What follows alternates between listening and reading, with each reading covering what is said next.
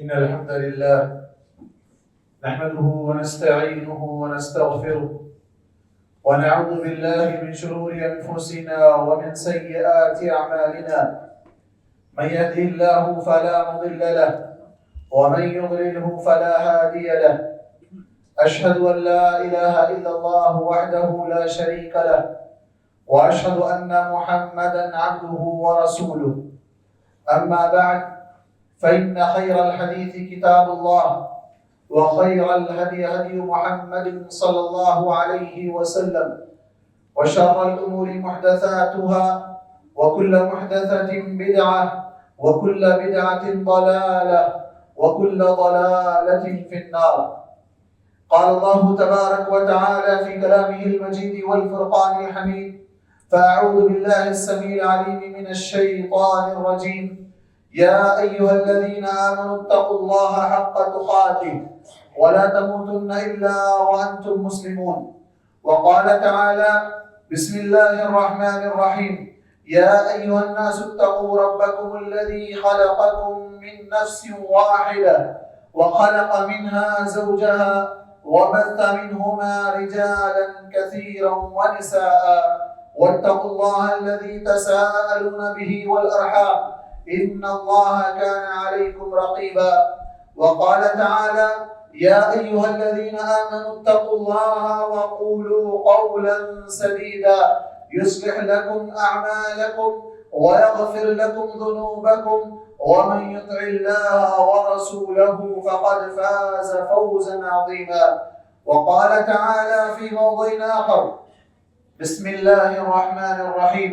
قل أعوذ برب الفلق من شر ما خلق ومن شر غاسق إذا وقب ومن شر النفاثات في العقد ومن شر حاسد إذا حسد. وقال أيضا: بسم الله الرحمن الرحيم.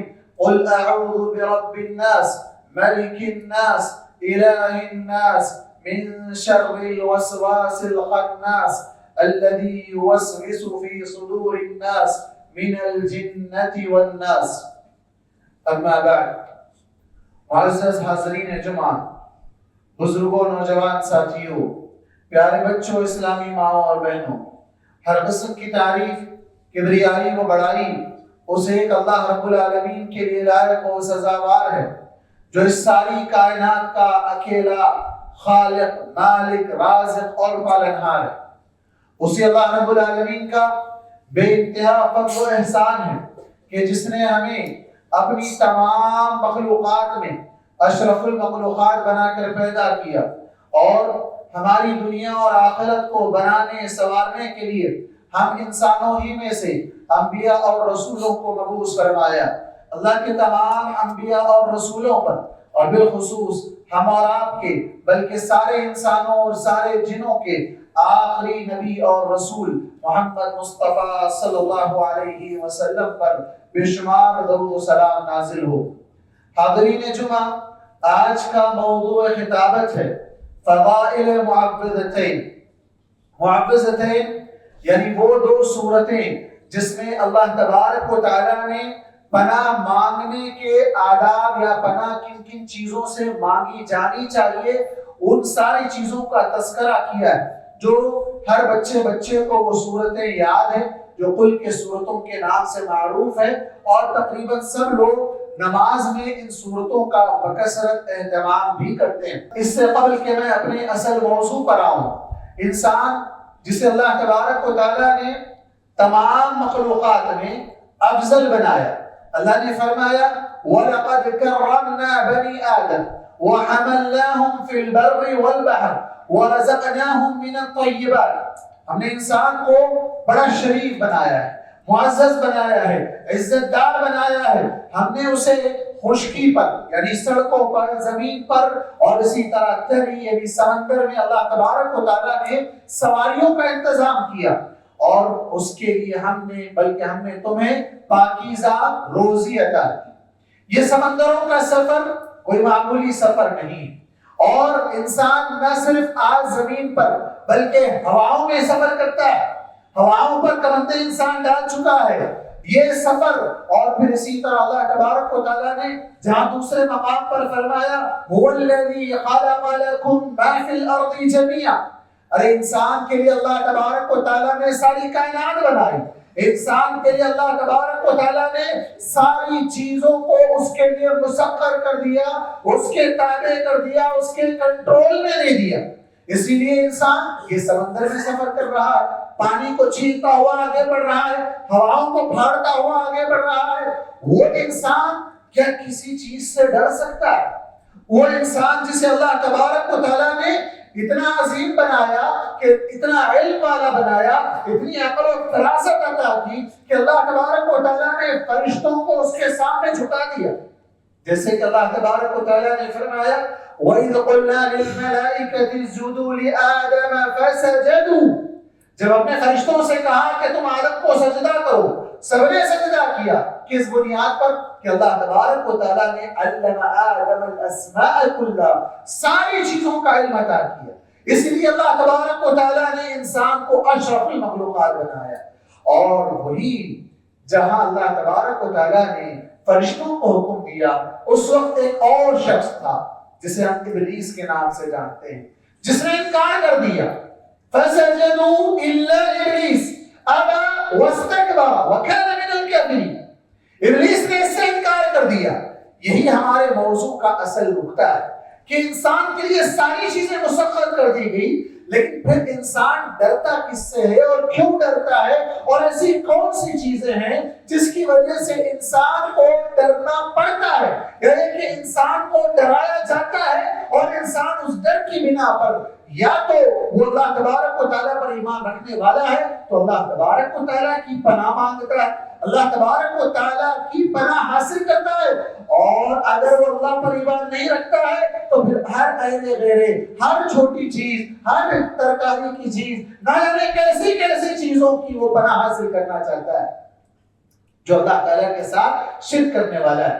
اور یہی تو شیطان چاہتا ہے کہ انسان کو ڈرا کر اسے شرک میں مبتلا کرے، انسان کے دل میں وسوسے پیدا کرتا ہے. یہی وہ شیطان ہے جس نے ہماری ماں حوا علیہ السلام کے بارے میں، جیسے کہ قرآن مجید میں اللہ نے فرمایا فَوَسْوَسَ لَهُمَا الشَّيْطَانُ، شیطان نے ان دونوں کے دلوں میں وسوسے پیدا کیا. اور آپ سورہ ناس میں پڑھتے ہیں من شر الوسواس الخناس، یہ وسوسے ڈالنے والا وہ شیطان جو دلوں میں وسوسے ڈالتا ہے، الذی یوسوس فی صدور الناس، جو لوگوں کے دلوں میں وسوسے ڈالتا ہے. یہ وسوسے ڈالنے کا کام ہمارے ماں باپ سے اس نے شروع کیا تھا. اللہ نے ایک اور مقام پر فرمایا ثم لآتینہم من بین ایدیہم ومن خلفهم وعن ايمانهم وعن شمائلهم ولا تجد اکثرهم شاکرین. شیطان نے اللہ تعالیٰ کے سامنے یہ وعدہ کیا کہ میں ان لوگوں کے پاس، ان کے دائیں بائیں آگے پیچھے سے ہر جگہ سے میں جاؤں گا، انہیں گمراہ کروں گا، میں انہیں بھٹکاؤں گا، یہاں تک کہ تو ان میں سے اکثر لوگوں کو شکر گزار نہیں پائے. یہ اس نے اللہ تعالیٰ سے اس نے وعدہ کیا. اور یہی وجہ ہے کہ انسان کے رگوں کے اندر شیطان دوڑتا ہے جس طرح کہ خون دوڑتا ہے. قرآن مجید میں اللہ تبارک و تعالیٰ نے اسی شیطان کے بارے میں بارہا انسانوں کو متنبہ کیا، بارہا ڈرایا گیا اور کہا گیا لا تتبعوا خطوات الشیطان، شیطان کے بتائے ہوئے راستے پر مت چلو. بلکہ ایک اور مقام پر اللہ تبارک و تعالیٰ نے اوپنلی کہا ان الشیطان لکم عدو فاتخذوه عدوا انما يدعو حزبه ليكونوا من اصحاب السعیر، کہ یہ شیطان تمہارا کھلا دشمن ہے، اوپنلی انمی ہے تمہارا، یہ کھل کر دشمنی کرنے والا ہے. کیوں؟ اس لیے کہ اس کو حسد ہے. کیوں؟ اس لیے کہ اس نے اپنے طور پر یہ سمجھ لیا تھا کہ اسے آگ سے پیدا کیا گیا اور انسان کو مٹی سے پیدا کیا گیا، تو آگ افضل ہے مٹی سے، اور اس کے سامنے میں کیوں جھکوں. یہ حسد کی آگ نے اسے سب سے پہلے تو اسے جہنم کا حقدار بنایا، اور پھر وہ لَأَمْلَأَنَّ جہنم، جیسے کہ اللہ تبارک و تعالیٰ نے جب اس نے وعدہ کیا کہ میں لوگوں کو گمراہ کروں گا، اللہ نے بھی کہا کہ میں تیری اتباع کرنے والے، تجھے فالو کرنے والوں کے ساتھ جہنم کو بھر دوں گا. یہ حسد سورہ سورہ فلق کے اندر اللہ تبارک و تعالیٰ نے اسی کا ذکر کیا وَمِن شَرِّ حَاسِدٍ إِذَا حَسَدَ، حسد کی آگ وہیں سے شروع ہوئی، اور اس کے بعد حابیل اور قابیل کے اندر بھی یہی معاملہ تھا۔ حسد جہاں کہیں بھی آپ دیکھیں یہ ایک الگ ٹاپک ہے اور لمبا ٹاپک ہے، حسد کے نقصانات، حسد کے اسباب اور اس کا علاج، یہ ایک لمبا ٹاپک ہے، میں اس میں نہیں جانا چاہتا، لیکن اس کے شر سے بچنے کی جو دعا ہمیں سکھائی گئی اسی معاوضتین میں سکھائی گئی۔ یہ شیطان ہے جو انسان کا دشمن ہے، جو انسان کو ظاہری طور پر بھی ڈراتا ہے اور باطنی طور پر بھی ڈراتا ہے اور مختلف وجوہات سے۔ اسی لیے صحیح بخاری کی روایت ہمیں اللہ کے نبی صلی اللہ علیہ وسلم کے بارے میں آتی ہے کہ اللہ کے نبی صلی اللہ علیہ وسلم یتعوذ من الجان وعین الانس، اللہ کے نبی صلی اللہ علیہ وسلم سورۃ الفلق اور سورۃ الناس، یہ سورہ جو معاوضتین کے نام سے جانے جاتے ہیں، ان دو سورتوں کے نازل ہونے سے پہلے اللہ کے نبی صلی اللہ علیہ وسلم پناہ مانگتے تھے، کن سے؟ جنوں سے، اور اسی طرح انسان کی نظر بد سے۔ جو انسان نظر لگاتا ہے، نظر کب لگاتا ہے؟ جب اس کے دل میں حسد پیدا ہوتا ہے، جب وہ اچھی نگاہ سے نہیں دیکھتا ہے، جب اس کے دیکھنے کا انداز یا دیکھنے کی نیت بدل جاتی ہے، تب اس کی نظر میں چینجز آتے ہیں۔ اور اللہ کے نبی صلی اللہ علیہ وسلم سے بخاری کی روایت ہے کہ آپ صلی اللہ علیہ وسلم بھی ان دو سورتوں کے نازل ہونے سے پہلے اللہ تعالیٰ کی پناہ مانگتے تھے جنوں سے اور انسانی ایسی بد نظر سے یا نظر بد سے۔ اللہ کے نبی صلی اللہ علیہ وسلم ہی کیا بلکہ اللہ تبارک و تعالیٰ نے سورہ جن میں واضح طور پر فرمایا وَإِنَّهُ كَانَ رِجَالٌ مِّنَ الْإِنسِ يَعُوذُونَ بِرِجَالٍ مِّنَ الْجِنِّ فَزَادُوهُمْ رَهَقًا۔ انسان کا معاملہ کیا تھا؟ ایک روایت میں آتا ہے اللہ کے نبی صلی اللہ علیہ وسلم نے فرمایا کہ لوگ جب کسی جنگل میں جاتے یا کسی وادی سے گزرتے تو وہاں ٹھہر کر کوئی شخص اعلان کرتا اعوذ بسید هذا القوم، اعوذ بسید هذا القوم من شر سفهاء قومه من الجن، واضح طور پر یہ کہتا کہ میں اس علاقے کے جنوں کے سردار کی پناہ چاہتا ہوں، اس علاقے کے قوم کے برے لوگوں کے شر سے۔ کون ہے وہ جن جو برے ہیں، نقصان پہنچا سکتے ہیں۔ تو جنوں کو یہ سمجھ میں آیا کہ انسان ہم سے ڈرنے لگا ہے تو مزید انہوں نے ڈرانا شروع کر دیا۔ یہ انسان کا جنوں سے پناہ، جنوں کی پناہ یا جن کے سردار کی پناہ، یہ مانگنے کا طریقہ یہی شرک ہے۔ یہ کیا ہے؟ یہ شرک ہے۔ انسان آج بہت سے دیوی دیوتاؤں اور باباؤں نہ جانے کن کن کی پناہ مانگتا ہے۔ پناہ کے تک یاد رکھیں، پناہ دو طریقے کی ہے۔ جس طرح مدد دو طریقے کی ہوتی ہے، کوئی انسان ظاہری طور پر کسی چیز کی مدد انسان سے طلب کرے، کسی بھی طرح کی ہے جو کہ وہ انسان کر سکتا ہے، تو وہ پناہ عبادت کے درجے میں داخل نہیں ہے، وہ پناہ عبادت کے لیول میں نہیں ہے۔ اور جیسا کہ ہمیں اس کی کئی مثالیں ملتی ہیں، اللہ کے نبی صلی اللہ علیہ وسلم مکے سے طائف جاتے ہیں، وہاں لوگوں کو توحید کی طرف دعوت دیتے ہیں، وہاں سے واپس مکے میں آنا چاہتے ہیں لیکن آپ کی انٹری پر بین لگا دیا جاتا ہے۔ اللہ کے نبی صلی اللہ علیہ وسلم اس وقت پناہ میں آتے ہیں، کس کی؟ عدی بن حاتم یا غالباً، تو اس وقت ان کی پناہ لے کر کہ وہ سیکورٹی دیں گے۔ اسی طرح حضرت ابوبکر رضی اللہ عنہ جب وہ نکل کر جانا چاہ رہے تھے تو وہاں پر ان کو قوم کے ایک سردار نے بھی پناہ دی تھی، بلکہ اللہ تبارک و تعالیٰ نے قرآن مجید میں ان مشرکوں کو جو مسلمانوں کی پناہ میں آنا چاہتے ہیں انہیں مسلمان پناہ دیں، جیسے کہ اللہ نے فرمایا وَإِنْ أَحَدٌ مِّنَ الْمُشْرِكِينَ اسْتَجَارَكَ فَأَجِرْهُ حَتَّى يَسْمَعَ كَلَامَ اللَّهِ ثُمَّ أَبْلِغْهُ مَأْمَنَهُ۔ سورہ توبہ کے اندر اللہ نے فرمایا، سورہ انفال اور سورہ توبہ کا جو مضمون ہے آپ جانتے ہیں، جنگوں سے متعلق، جنگ اور غزوات سے متعلق ہے۔ اللہ تبارک و تعالیٰ نے اس سورت کے اندر فرمایا کہ اگر مشرک ہارنے پر ہیں اور وہ مسلمانوں سے پناہ طلب کر رہے ہیں کہ آپ ہمیں سیکورٹی دو، آپ ہماری جان کی امان دے دو، ہمیں امن عطا کر دو، تو اللہ تعالیٰ فرماتا ہے کہ اگر یہ لوگ استجارت، وہ امن چاہتے ہیں، وہ پناہ چاہتے ہیں، فَأَجِرْهُ، انہیں پناہ دے دو، انہیں سیفٹی دے دو، حتی یسمع کلام اللہ، وہ اللہ تبارک و تعالیٰ کے کلام کو سنے، پھر اس کے بعد انہیں امن کی جگہ پر پہنچا دو۔ اس لیے کہ لوگ جاننے والے لوگ نہیں ہیں۔ تو یہ پناہ جو انسان کر سکتا ہے. ایک دوسری وہ پناہ جو انسان کے بس میں نہیں ہے، انسان ان چیزوں سے پناہ نہیں دے سکتا ہے، وہ جو انسان کی طاقت سے باہر ہے، وہ انسان کی طاقت اور اس کے کنٹرول میں نہیں ہے. جیسے کہ میں نے مدد کی مثال دی، اسی طرح اللہ تبارک و تعالیٰ نے استعینوا بالصبر والصلاۃ، نماز اور مدد کس سے؟ صبر اور نماز سے مدد مانگو. اللہ تبارک و تعالیٰ نے یہ طریقہ سکھایا ہے. اذا استعنت فاستعن باللہ، اللہ کے نبی نے فرمایا کہ جب تمہیں مدد مانگنا ہو تو اللہ سے مدد مانگو. اسی طرح پناہ بھی ایک بہت بڑی عبادت ہے، جب وہ خاص طور پر ایسے معاملات میں جہاں انسان کچھ نہیں کر سکتا ہے، انسان حادثات سے نہیں بچا سکتا ہے، انسان مصیبتوں سے نہیں بچا سکتا ہے، انسان آنے والی آفتوں اور مشکلوں سے نہیں بچا سکتا ہے، یہ کسی انسان کے کنٹرول میں نہیں ہے، اور آئی ہوئی مصیبت کو بھی انسان دور نہیں کر سکتا ہے. تو ان تمام چیزوں میں کس سے لینی چاہیے پناہ؟ اللہ تبارک و تعالیٰ سے، کہ اللہ تبارک و تعالیٰ ہی پناہ دینے والا ہے. اللہ تبارک و تعالیٰ ہی پناہ دینے کا طریقہ ہمیں قرآن مجید میں سکھایا ہے، بلکہ جو چیز ہمیں اللہ تبارک و تعالیٰ نے ان دو صورتوں کے اندر سکھائی، وہاں واضح طور پر اللہ کے نبی صلی اللہ علیہ وسلم کی زبانی یہ کہلوایا ہے، قل اعوذ برب الفلق. اے نبی آپ کہہ دیجئے کہ میں فلق یعنی صبح لانے والا، صبح کا مالک جو ہے، اس رب کی پناہ میں آتا ہوں. اللہ کے نبی صلی اللہ علیہ وسلم کی زبانی یہ کہلوانا، اس میں عقیدے کی بہت بڑی حکمت ہے، بہت بڑی بات ہے. کیا ہے؟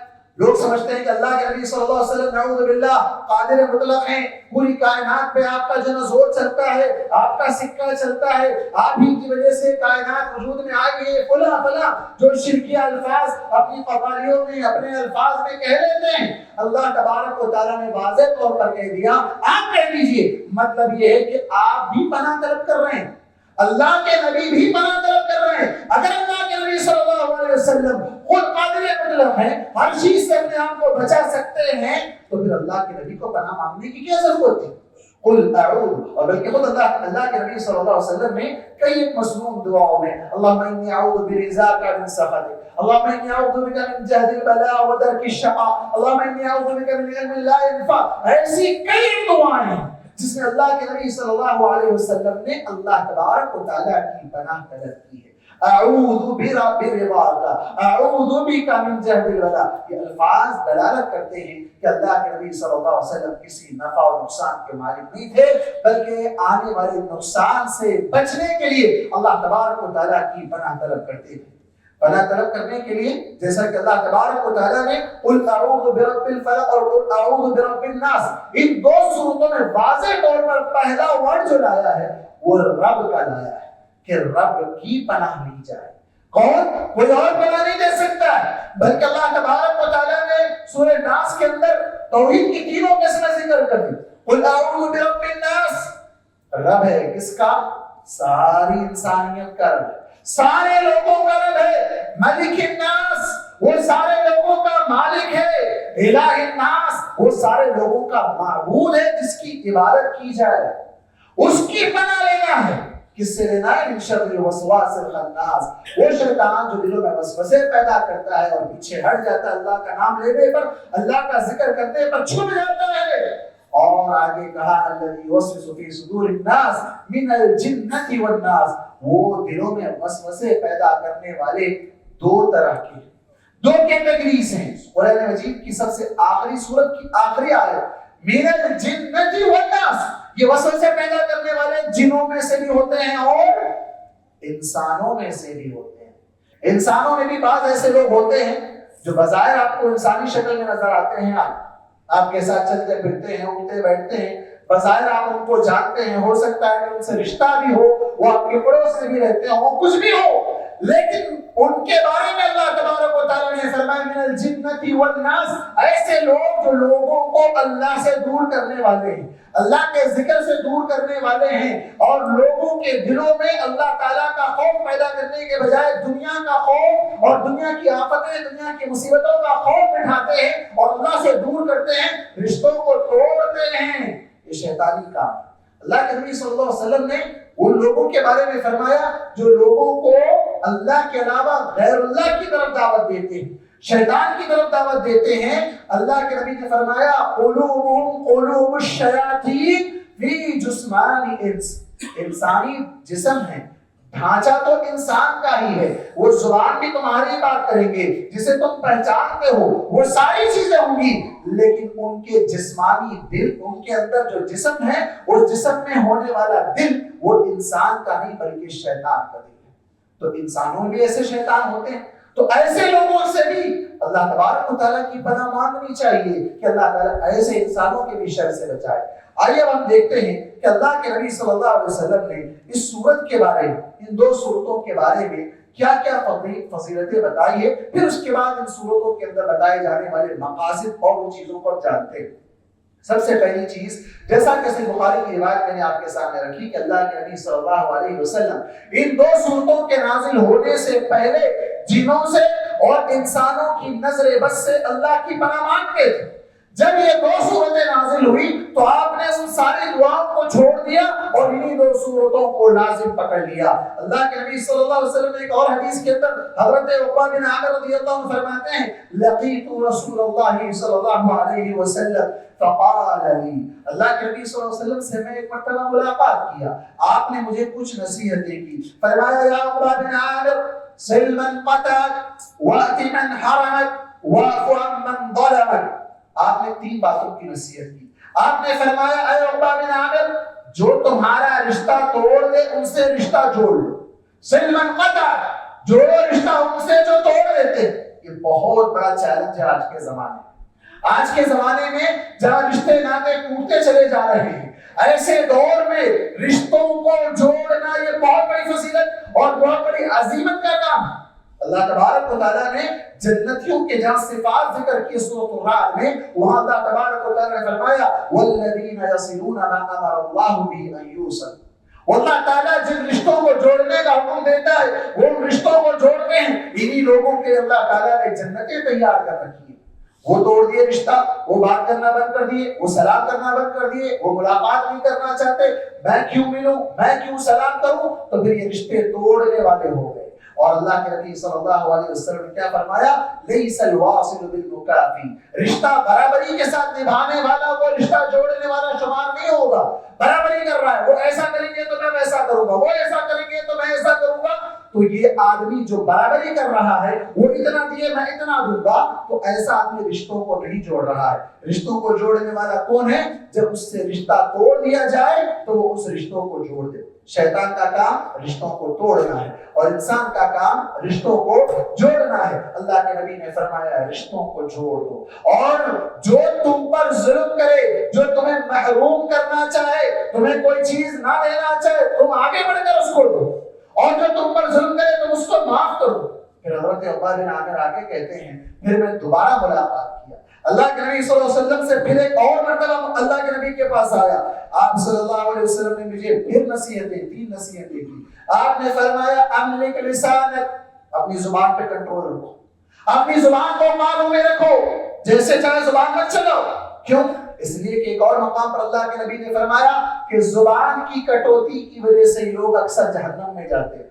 چاہے وہ غیبت ہو، چغلی ہو، جھوٹ ہو، فریب ہو، دھوکہ ہو، جتنی بھی چیزیں زبان کے ذریعے سے، گالی گلوچ ہو، یہ ساری چیزیں زبان سے ہوتی ہیں اور اس کی وجہ سے انسان اکثر جہنم میں چلے جاتے ہیں. اور فرمایا وَابْكِ عَلَىٰ خَطِيئَتِكَ، اپنے گناہوں پر رو، گھر میں بیٹھو، وَلْيَسْعَكَ بَيْتَكَ، اپنے گھر کو ناصر پکڑ لو، ادھر ادھر مت جاؤ.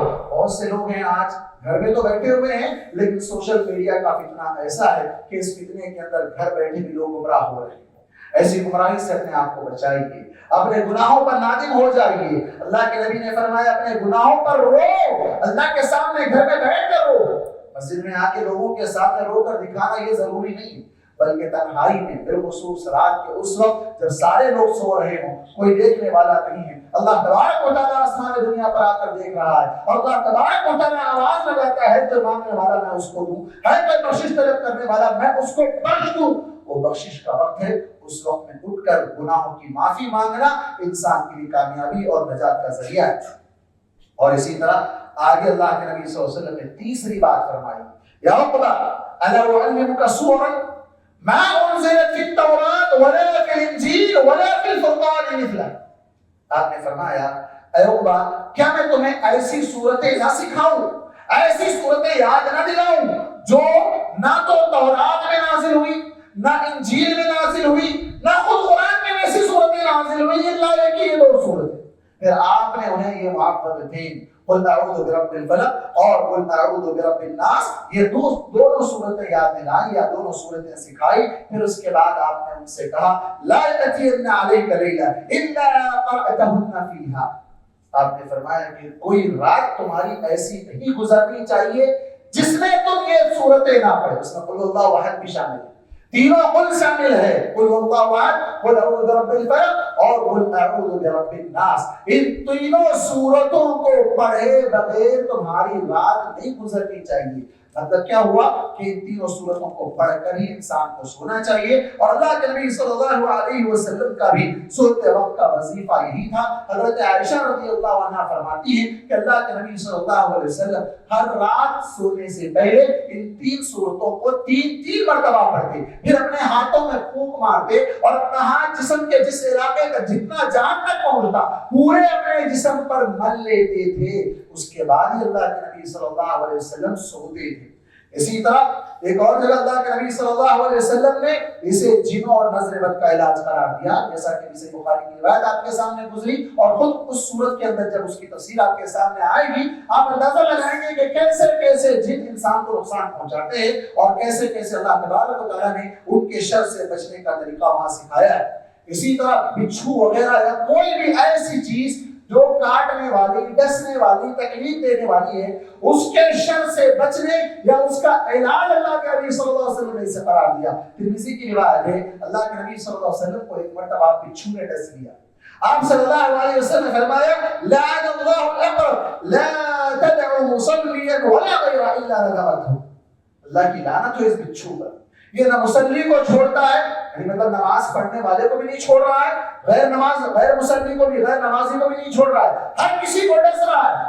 مطلب کوئی جانور ہے اس کو تو نہیں پتا ہو کس کو ڈس رہا ہے، اللہ کے نبی صلی اللہ علیہ وسلم نے اس پر لعنت بھیجی۔ پھر اس کے بعد آپ نے پانی اور نمک منگوایا، پانی میں نمک گھول کر اس پانی کو اپنے اس جگہ پر جس جگہ بچھو نے ڈک مارا تھا وہاں پانی کو ڈالتے ہوئے آپ صلی اللہ علیہ وسلم یہ صورتیں پڑھتے ہوئے دم کر رہے تھے اور وہاں پھونک رہے تھے۔ تو معلوم ہوا کہ اس مصیبت سے بچنے کا علاج یا ایسی کوئی آفت آ جائے جس کے اندر زہریلے جانور اگر نقصان پہنچا رہے ہوں تو اللہ کے نبی صلی اللہ علیہ وسلم نے اس سے علاج کا طریقہ بتایا۔ اسی طرح آپ نے شیطان کے خلاف اسے ایک بہترین شیلڈ قرار دیا، جیسا کہ آپ نے فرمایا کہ جو شخص ان صورتوں کو پڑھے گا اللہ تبارک و تعالیٰ شیطان کی طرف سے حفاظت کر جائے گا۔ اسی طرح ایک صحابی کہتے ہیں کہ رات کے سفر میں ہم نکلے، شدید آندھی آ گئی اور پوری رات تاریک ہے، چاندنی رات نہیں ہے، کچھ نظر نہیں آ رہا ہے، ہم گھبرائے ہوئے ہیں۔ اللہ کے نبی صلی اللہ علیہ وسلم نے اس وقت بھی ہمیں یہی سکھایا کہ ہم یہ دو تین صورتوں کو پڑھ لیں، اللہ تبارک و تعالیٰ ہر قسم کے شر سے بچا لے گا۔ اللہ کے نبی صلی اللہ علیہ وسلم جب بھی بیمار ہوتے ان صورتوں کو پڑھتے تھے۔ حضرت عائشہ فرماتی ہیں کہ آپ صلی اللہ علیہ وسلم جب بیمار ہوتے ان صورتوں کو پڑھتے اور اپنے آپ پر دم کر لیتے، لیکن اللہ کے نبی صلی اللہ علیہ وسلم آخری وقت میں جب آپ مرض الموت میں تھے اور آپ کا مرض کافی حد تک بڑھ گیا تھا، اس وقت اللہ کے نبی صلی اللہ علیہ وسلم پڑھ نہیں پا رہے تھے، میں نے ان صورتوں کو پڑھا اور میں نے اللہ کے نبی صلی اللہ علیہ وسلم پر دم کیا، لیکن میں نے اپنا ہاتھ رکھنے کے بجائے خود اللہ کے نبی کا ہاتھ آپ کے جسم پر پھیرا تاکہ آپ کی برکت آپ کو حاصل ہو جائے۔ تو یہ گناہوں سے جہاں انسانوں کو بچانے کے لیے اور اسی طرح شیطانوں سے بچنے کے لیے ضروری ہے، اسی طرح بیماریوں سے نجات کے لیے بھی اس کے اندر اللہ تبارک و تعالیٰ نے بہت سی چیزیں رکھی ہیں، جیسا کہ ایک اور روایت میں اللہ کے نبی نے فرمایا جو شخص ہر صبح اور شام تین مرتبہ اسے پڑھ لے گا ہر مصیبت اور تکلیف سے اللہ تبارک و تعالیٰ اس کو بچا لے گا۔ آئیے ہم جانتے ہیں کہ سورۃ الفلق میں اللہ تبارک و تعالیٰ نے ایسا کیا پیغام دیا ہے اور سورۃ الناس کے اندر بھی اللہ تبارک و تعالیٰ نے کن کن چیزوں سے پناہ مانگنے کی دعا ہمیں سکھائی ہے۔ معوذتین ہر بچے کو یاد ہے، بڑوں کو یاد ہے۔ اکثر نمازیں انسان جب تنہا پڑھتا ہے یا سنت پڑھتا ہے، نفل نماز پڑھتا ہے، رات میں اٹھ کر تہجد پڑھتا ہے، فوراً اس کی زبان پر یہی کل کے سورے آتے ہیں، اگرچہ کہ اور بھی صورتیں اسے یاد ہونی چاہیے، لیکن ایک افسوس یہاں پر یہ ہوتا ہے کہ یہ جو نماز میں ہم اتنا کثرت سے ان صورتوں کا اہتمام کرتے ہیں، نمازوں کے بعد، بالخصوص صبح فجر کے بعد یا اسی طرح مغرب کے بعد شام میں سوتے وقت ان صورتوں کا اہتمام نہیں کرتے. اور جب سے یہ سوشل میڈیا کی لت لگی ہے تب سے تو لوگ رات کی دعائیں پڑھنا ہی بھول گئے، جبکہ اس کے اندر بہت سی سہولیات آ گئی ہیں، اذکار ریمائنڈرز آ گئے ہیں، اس کو ہم پڑھ سکتے ہیں، یہ ہمیں یاد دلاتے ہیں. لیکن اس کے باوجود ہم گھنٹوں، یہاں تک کہ آنکھ لگ جائے، فون ہمارا منہ پر گر جائے، اس وقت تک بھی ہم فون دیکھنا نہیں چھوڑتے. دعاؤں کا اہتمام جو اللہ کے نبی صلی اللہ علیہ وسلم کرتے تھے تاکہ انسان ہر قسم کے شر سے محفوظ رہے.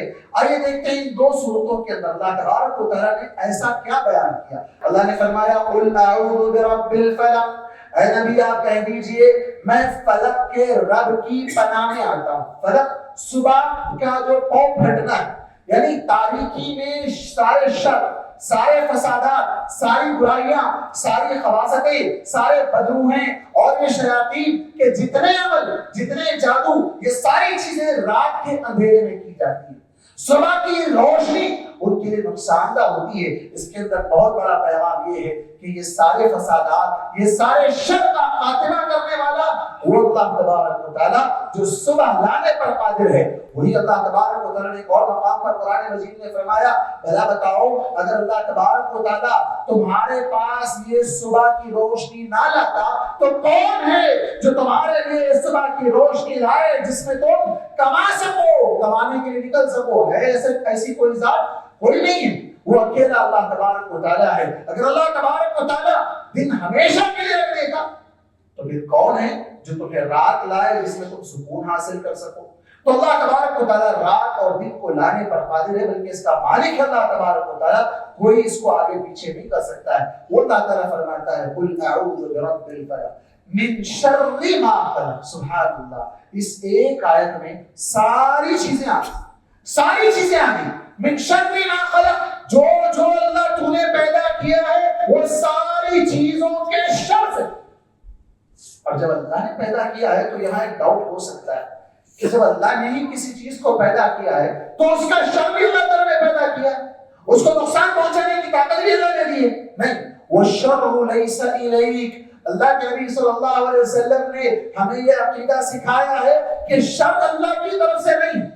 وَالْخَيْرُ كُلُّهُ بِيَدِكَ. ہر خیر تیرے ہاتھ میں ہے اللہ، شر تیری طرف سے نہیں ہے. شر جو ہے نا اللہ کی طرف سے نہیں. تو من شر ما خلق، جتنی مخلوق، چاہے وہ زمین کے جانور ہو، ہوا میں اڑنے والے پرندے ہوں، انسان ہو، فرشتے، شیاطین ہو، جنات ہو یا جادوگر ہو، جو بھی ہو، ان تمام کے شر سے. سبحان اللہ، ساری چیزیں اس میں آتی. من شر ما خلق ومن شر غاسق اذا وقب. جب رات کی تاریکی آ جاتی ہے تو اس کے شر سے، کیونکہ رات میں یہ سارے شیاطین اپنا کام کرنا چاہتے ہیں. آگے کہا وَمِن شَرِّ النَّفَّاثَاتِ فِي الْعُقَدِ، اور جو گرہ میں، گھاٹیوں میں پھونکتے ہیں ان پھونکنے والیوں کے شر سے. اب یہاں یہ ہو سکتا ہے سوال کہ جادوگر کیا عورتیں ہی ہوتی ہیں، مرد نہیں ہوتے ہیں؟ جبکہ زیادہ تر جادوگر تو مرد حضرات ہوتے ہیں. تو یہاں عورتوں کا لفظ نفاثات کیوں لایا گیا؟ تو اس کی توجیہ علماء نے یہ بیان کی کہ بد روحیں ان کے اس عمل میں شامل ہو جاتی ہیں، تو روحوں کی جمع اس اعتبار سے اللہ تبارک و تعالیٰ نے یہاں نفاثات کا لفظ لایا ہے. آج جتنے بھی جادو ہوتے ہیں، گھیٹی باندھ کر اس میں پھونک مارنا، گرہ باندھنا اور انسان کے ایک اس کی شکل بنانا، اس کی فوٹو بنانا، اس کو جو نا پن چبانا یا اس کے اوپر ہاتھ پیر پر اس کو کس کے باندھ دینا، اس طرح کے وہ سارے جادو کے جتنے بھی وہ بد عمل، جتنے بھی کالا جادو، چاہے جس طریقے کا بھی جادو ہو، وہ ساری کرتوتوں سے اللہ تبارک و تعالیٰ کی بنا. من شر النفاثات فی العقد ومن شر حاسد اذا حسد، اور حسد کرنے والا جب بھی وہ حسد کرے اس کے شر سے. وہ حسد کرنے والا کوئی بھی ہو سکتا ہے جسے آپ پہچان نہیں سکتے. جو انسان اللہ تعالیٰ کی دی ہوئی نعمت پر ناراض رہتا ہے، کسی اور کی نعمت کو دیکھ کر جلتا ہے اور اس کی نعمت کے چھن جانے کا جو نا اپنے دل میں ارمان رکھتا ہے کہ اس کی وہ نعمت اس سے ختم ہو جائے اور وہ نعمت اس کو مل جائے. من شر حاسد اذا حسد، حسد کرنے والے کے شر سے اللہ تبارک و تعالیٰ کی. کیونکہ انسان نہیں جانتا کون حسد کر رہا ہے، کون دیکھ کر جل رہا ہے، انسان کو پتہ نہیں چلتا ہے. بظاہر تو سامنے لوگ خوش نظر آتے ہیں، بظاہر تو لوگ آپس میں مبارکبادیاں دیتے ہیں، لیکن اندر سے ان کی تکلیف کیا ہے وہ کوئی نہیں جانتا ہے، وہ اللہ تبارک و تعالیٰ جانتا ہے۔ سورہ ناس کے اندر اللہ تبارک و تعالیٰ نے عقیدے کی قسموں کا ذکر کیا، اور آگے شیطان جو خاص طور پر دلوں میں وسوسے پیدا کرتا ہے، وہ چاہے انسانوں میں سے ہو یا شیطانوں میں، انسانوں میں سے ہو یا جنوں میں سے ہو، ان کا ذکر کرتے ہوئے اللہ نے فرمایا کہ ان کے شر سے اللہ تبارک و تعالیٰ کی پناہ میں آتے ہیں۔ ان دو صورتوں کا خلاصہ یہ ہے کہ سورۃ الفلق کے اندر جن چیزوں کی پناہ مانگی گئی وہ ایسی چیزیں جو باہر سے آتی ہیں، اور سورہ ناس میں جس چیز سے پناہ مانگی گئی وہ انسان کے اندر رہ کر ہی انسان کو نقصان پہنچانے والا، وہ رگوں میں دوڑنے والا شیطان جو وسوسے پیدا کر کے انسان کو نقصان پہنچانے والا ہے۔ تو اس طرح ان دو صورتوں کا اہتمام زیادہ سے زیادہ کرنا چاہیے، صرف نمازوں کی حد تک نہیں بلکہ صبح شام کے اذکار میں بھی اسے شامل کرنا چاہیے۔ کسی بھی مصیبت اور بیماری میں بھی ان دعاؤں کو، ان صورتوں کو یاد سے پڑھنا چاہیے، اور اللہ تبارک و تعالیٰ ہی کی پناہ مانگنا چاہیے۔ اللہ کے علاوہ کوئی پناہ نہیں دے سکتا۔ پناہ یہ عبادت ہے، اس عبادت میں دوسروں کو شریک کرنا شرک ہے، اور اللہ تعالیٰ شرک کو کبھی معاف کرنے والا نہیں ہے، بلکہ مشرک پر اللہ تبارک و تعالیٰ نے جنت کو حرام کر دیا ہے اور اس کا ٹھکانہ ہمیشہ کے لیے جہنم قرار دیا ہے۔ اللہ تبارک و تعالیٰ سے دعا ہے کہ اللہ تبارک و تعالیٰ ہمیں ہر قسم کے شر سے بچائے۔ اللہ تبارک و تعالیٰ ظاہری باطنی ہر طرح کے فتنوں سے اور ان کے شر سے اللہ تعالیٰ ہماری اور ہمارے نسلوں کی حفاظت فرمائے۔ اللہ تبارک و تعالیٰ شرک کے تمام اقسام سے اور اسی طرح بدعات اور خرافات سے ہماری اور ہمارے نسلوں کی حفاظت فرمائے۔ جب تک زندہ رکھے ایمان و اسلام پر زندہ رکھے، جب ہمارا خاتمہ ہو تو ایمان پر ہمارا خاتمہ فرمائے، اور آخرت میں اللہ کے نبی صلی اللہ علیہ وسلم کی رفاقت جنت میں نصیب فرمائے۔ آمین۔ اقول قولی هذا واستغفر الله لي ولكم ولسائر المسلمين من كل ذنب فاستغفروه انه هو الغفور الرحيم۔